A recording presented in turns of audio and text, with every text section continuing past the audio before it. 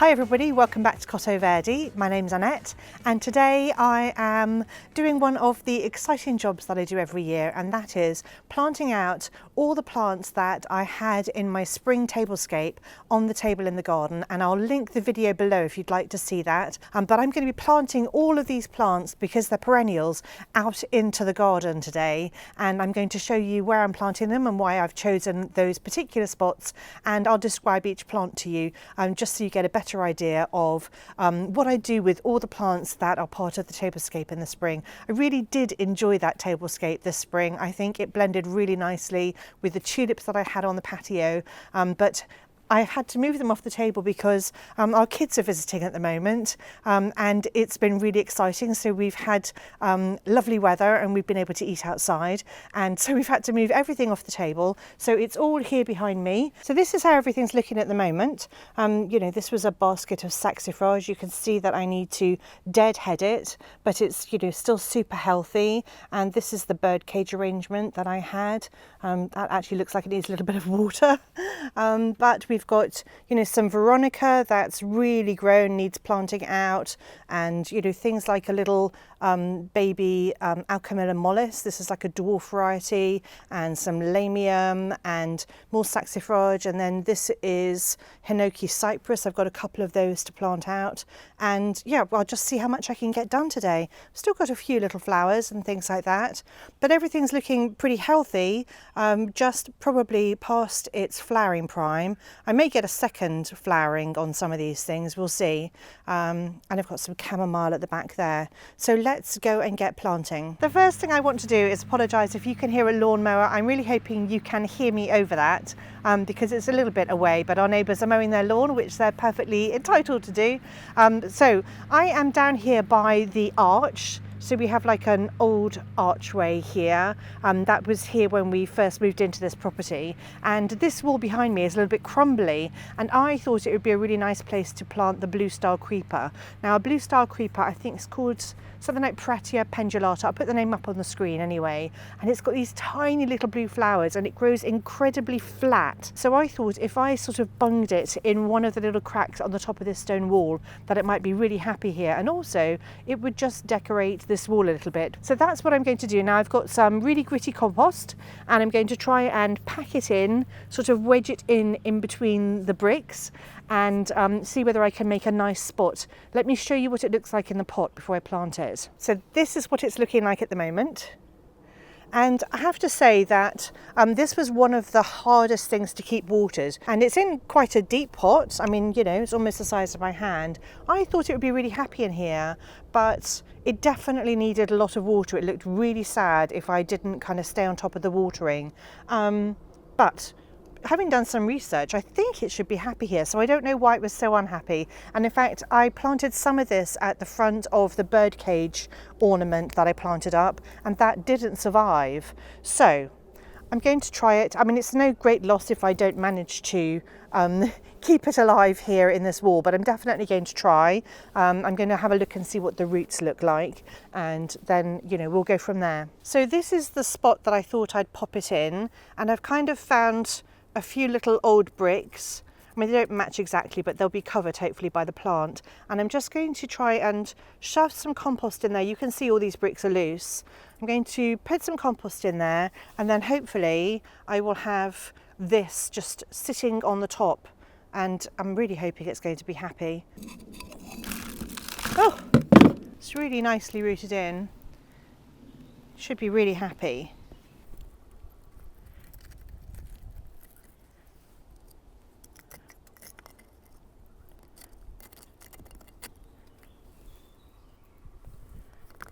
So Pratia pendiculatus is called a blue star creeper, and it's literally just grows to sort of 3 centimeters tall and 45 centimeters wide, so it should spread and dangle, and that's what I'm really hoping. And it's got these gorgeous tiny pale blue flowers between May and September, and the foliage is evergreen, so it likes cool moist soil, which is why I've planted it on this wall, because even though it gets full sun, it is kind of hidden by the very tall wall that we've got next to it. So this wall that sort of divides part of our property is going to provide shade for at least half the day. It likes to grow in cracks, so I think it's going to be happy here. That's what I've read anyway. I'm going to give it a really good water in and we'll see how it does. I think it looks quite cute. I don't know if it's going to survive just because of the problems I had with keeping it watered in, but I'm really hoping it's going to be happy there. We'll see. It's definitely getting warm and humid today, which is fantastic. Here in this spot we've got a path that leads down to where I'm standing, and this path is in an area that we haven't prepared yet, but in between the slabs I've left space so that I can grow things, and what I thought I'd put in between these slabs here is some chamomile, and I just want to get it started now. Even though this is a bit of a wasteland here, we're still prepping this area and we haven't quite got round to finishing off yet, and I will definitely cover that in my videos if you're interested in seeing what we're doing here. So I'm going to put down some really gritty compost in the gaps and then plant the chamomile that I had in a pot in the Spring Tablescape. Now the chamomile is another plant that I found really struggled. I didn't think it would, but it really struggled if I didn't stay on top of the watering, and it just kind of flopped and fizzled, but perked right up again when I watered it. But I think chamomile is supposed to be really easy to look after. Maybe it's just be happier in the ground, and I do have a couple of other spare pots of chamomile. Some's looking ropier than others, but it's all fine. So I'm just going to sprinkle the chamomile around here and hopefully get it to grow in these gaps in the slabs, and I think it'll be really lovely. Now the great thing about chamomile, not only is it great for making tea, but also when you brush up against it, it smells really good. So it's really nice for gaps in the path. In fact, I think you can make lawns out of chamomile. So when you squish the foliage, it smells really good. The other thing that I'm going to do for the chamomile is I'm going to put some plant food in with the compost that I'm putting down. If I can get the plant food open, here we go. So ignore all the weeds in the surrounding area. I am not going to be dealing with those today. They're not a priority.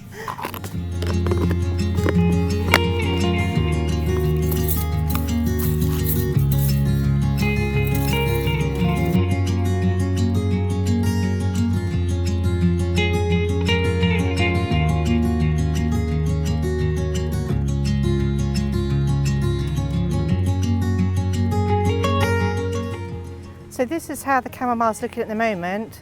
It's grown quite considerably since I planted it, I think. I'll try and put a picture up of when I planted it, but you can see that there are little bits maybe where it died when I didn't get on top of the watering, but it's just grown back really well. I think it's a pretty robust plant. So let's take it out of here. Oh, it smells so good when you touch it. I'm going to take it out of here and then plant it in the cracks.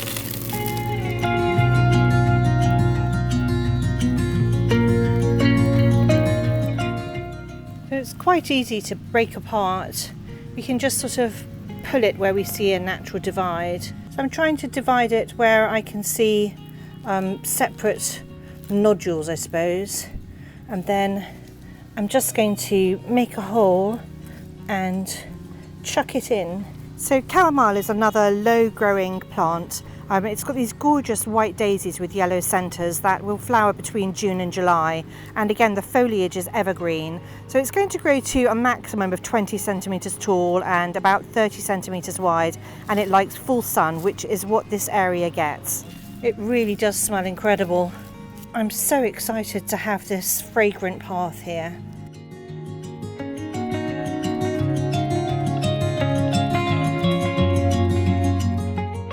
So these are just spare chamomiles that I've been growing on because I knew I wanted to do this project. So these came as little plug plants, and some have just done better than others.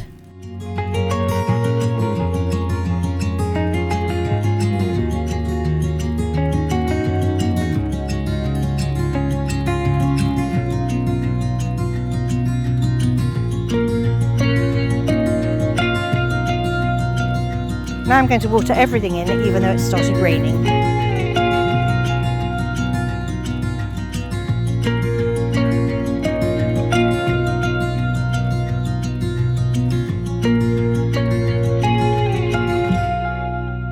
Well, we just just had a massive downpour, and so I had to run inside, but it's stopped now and everything's just a little bit damp and humid, but that's fine. I'm going to carry on planting. So I'm down here at the bottom of the garden next to our plum tree.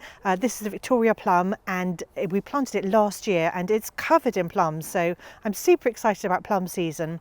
Anyway, the bottom is a little bit weedy, and whilst I don't want to crowd it out, I just really want to give the plum tree a chance to, you know, settle in and root in properly. So we don't want to plant any big plants there, but what I am going to plant is saxifrage, which is good for rockeries, so it's fairly shallow rooted and it will create really good ground cover. And I've got some really pretty ones. Let me just check what those are called. So I think the common name for them is rockfoils, and I have got lofty dark rose and lofty pink. So those are the ones that I had planted in the pots on the tablescape, and I'm just going to sort of mix them around at the bottom here. I think that they complement each other really nicely, and I just think it'll be like a fun, they'll form little mounds of pretty colours in the spring and early summer, and I think it's going to look quite cute. I don't know whether they're going to flower again this year, but what I am going to do is deadhead them at this point, because there are a lot of brown stems sticking up where they flowered so beautifully earlier on this season.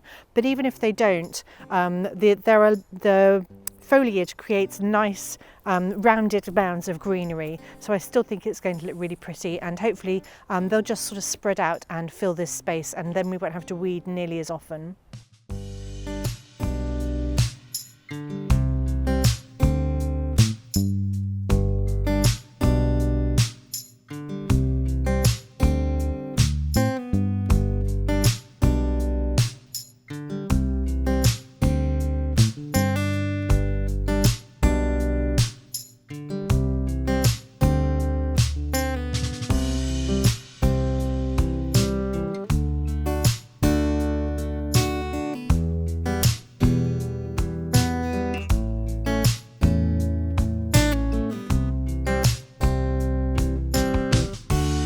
So again, I'm going to sprinkle some all-purpose plant food around the base where I'm going to be planting these rockfoils. So in this basket I planted 3 of the lofty dark rose. So they have still got some flowers. I can see some more starting here, so maybe I am going to get a second flush. So I'm going to separate these 3 and then plant them out. So in this planter here, along with the Veronica, I've got 2 different types of Veronica, I also planted another saxifrage. So I'm going to take this one out.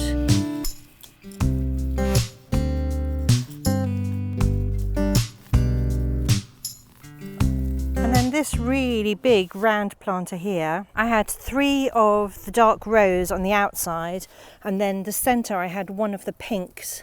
So I'm going to try to find the pink one and separate it, and then I'll take out the dark rose ones. So these did really well in here through the spring. As you can see, I think they look fantastic. So I think I'm going to sort of alternate them. So do 1 pink, 1 red maybe.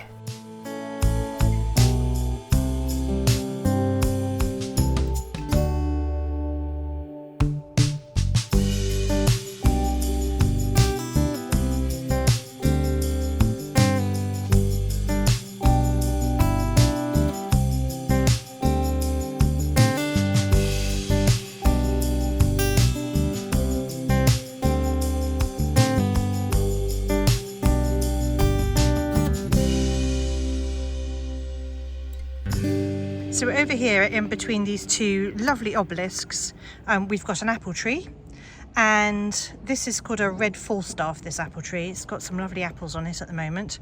But right at the front here, I think I'm going to sort of use this as my nursery for the Hinoki cypress. So it's quite an empty space at the moment, as you can see, and they're really tiny plants, and this isn't where they're going to that it won't be their final spot, but I think this is a good spot here because it's weed free pretty much, but also just because this way I can look after them. Hinoki cypress is called a chamissiparis. These 3 here are called Nana gracilis, and then I've got 1 more over there in the bird cage. You can hardly see it, but that one is called Teddy Bear. Teddy Bear is presumably called Teddy Bear because it's got this somewhat cuddly appearance, which is created by these irregular sprays of foliage. And it kind of looks cuddly. It's wonderfully tactile. It's got an upright habit, so it's going to eventually get to 2 meters tall. So it's going to be taller than these ones here. So these ones here have got, I mean, you can kind of see from the shape of them that they're very irregular. They've got a slightly domed appearance, almost like a pyramid as they get older.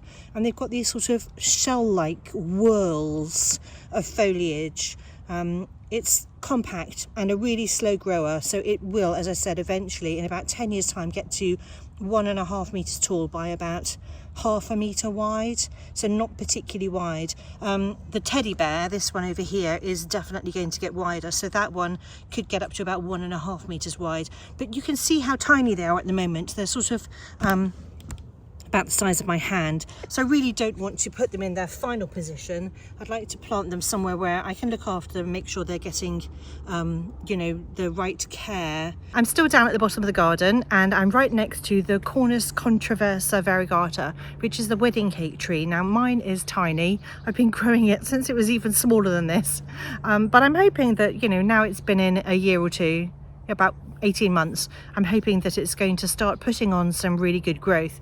But underneath here, again, I've got sort of a weedy zone, and I really want to keep it weed free. So I'm going to plant something else that I bought as good ground cover, and it's a prostate speedwell. It's called Veronica Tidal Pool, and it has got stunning spikes of little blue flowers with white centers, and it looked so pretty on my tablescape, and I think it's going to look really nice. It's going to form a carpet basically. I think it doesn't grow to more than 10 centimeters tall. Yeah, so 10 centimeters tall and 30 wide, and one of my plants has still got a flower on it. Let me show you. This is what it looks like, and this here, if I can get it to focus on the flower, this is the little blue flower, and you can see the sort of creeping habit that it has. So it is very low growing, and it's just going to form a lovely carpet. I think it's going to be a really good weed suppressant. So I've got 4 of these, and I need to do, as usual, a little bit of weeding before I can plant them, and I'm just going to do the same as before. So I'm just going to sprinkle some multi-purpose plant food, and then I'll get Richard to mulch the area once I've done this at the weekend. And of course, if we're planting anything, even if it's just been raining, it's really important to water them in, so don't forget to do that.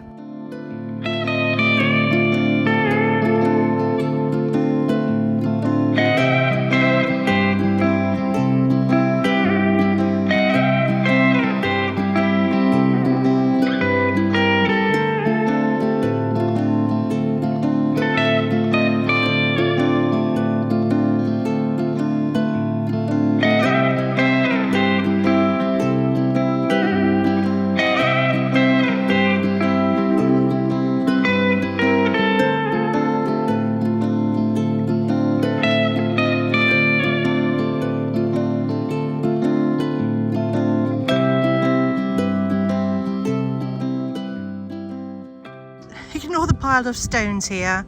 These are just stones that I found and I dug out because they're just really annoying. So that is where I've put the Veronica Tidal Pool, and that's where I've put the lavender cotton over there. And so this is where the Hinoki cypress is, and then this is where I've planted the saxifrage, just over here. Underneath the weeping cherry is where I put the lamium. So the base of the cherry already had these 2 here, and there was one over here that I lost. It's sort of coming back, but I've plopped it in here. The Gypsophila's doing quite well, and I've actually got, there's a poppy bud, and it's July, so the poppies are finally deciding to flower. So I've got 2 more things to plant. This is a Veronica called Georgia Blue. It's got gorgeous blue flowers with white centres, and it's got a lovely creeping, sprawling habit, and I think it's going to look really beautiful on this border here. So this border is primarily blues with whites and a bit of pink. So on the other side of this bed over here, it's sort of a raised bed, and I think this Veronica is going to look really cute round there, dangling over the sleepers.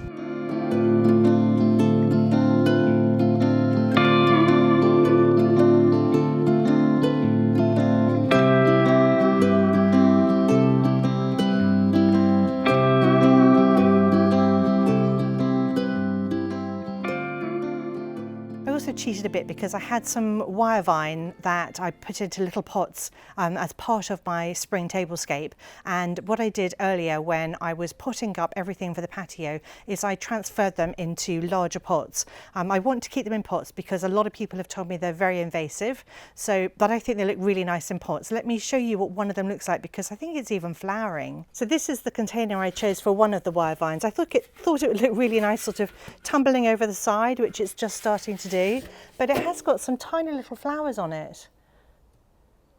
And they're sort of like a limey green, so it just adds something a little bit more. I think it's really cute. I'm really happy. I mean, they're very insignificant flowers, but I just really like the way that it's forming just a really nice sort of display, actually. I really like that. And then the other one is in this cute little pot here. I think this is just a really nice coloured pot. I really like the tone. But that's it for today. I'm so pleased I've got those planted, and I think that they'll be really happy in their final positions. Obviously, apart from the Hinoki cypress, which are going to get moved in a year or two when we've got a little project underway, but that is a surprise to come. If you're interested to know what projects we're up to, then do subscribe to my channel, follow along, because I'll be posting loads more videos and bringing you all with me as we work on our garden. Anyway, I really hope you've enjoyed this video today. Thank you so much for watching, and I'll see you all next time.